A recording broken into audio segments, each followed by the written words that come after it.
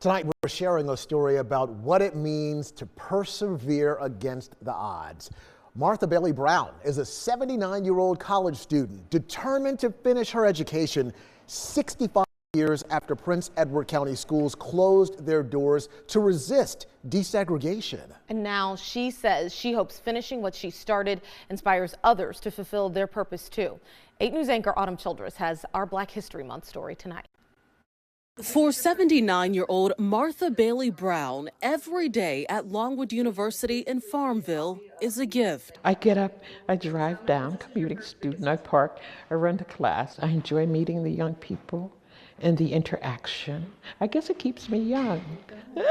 She's a sophomore, a communication studies major, and she tells me her return to the classroom is a calling from God. She says she's on a journey to finish an education that was snatched away from her and hundreds of other Black students in the exact same town some 65 years ago. I feel now that I'm on assignment.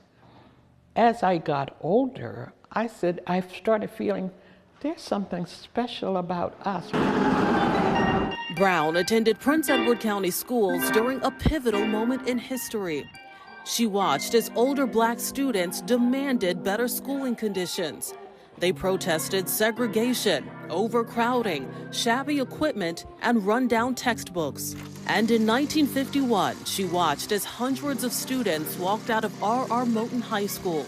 It was a strike led by 16-year-old Barbara Johns that was so powerful, it became a landmark case in Brown v. Board of Education. Segregated schools were deemed unconstitutional, but instead of integrating, Prince Edward County chose to shut their schools down altogether for 5 years. Brown was 12 years old when her principal shared they would not be returning to the classroom.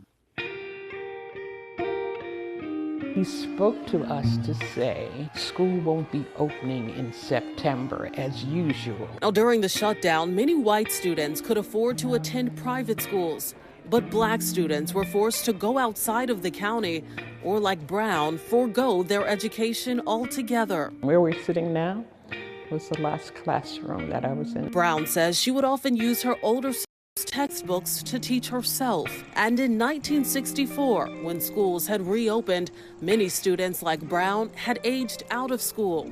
Those pivotal years were gone, and college was certainly out of the question. Never went to a prom, never wore cap and gown, none of the above. I'm 18.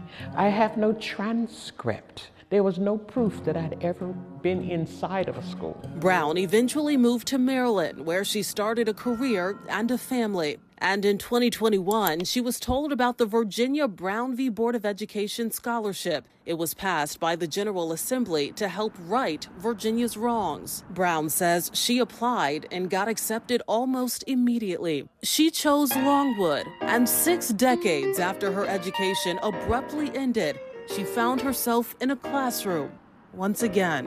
By the end of the fall semester, it said 4.0. I'm like, what? Who win? I didn't believe it. I didn't. I was like, the last time I saw a school, the devil was a baby. And you want to type in Longwood here. What does it mean for you to be continuing your education footsteps away from the place where it ended? That's not a good question to ask because it tears me up. Whatever I had to go through, whatever that means, I passed that test. I'm not bitter.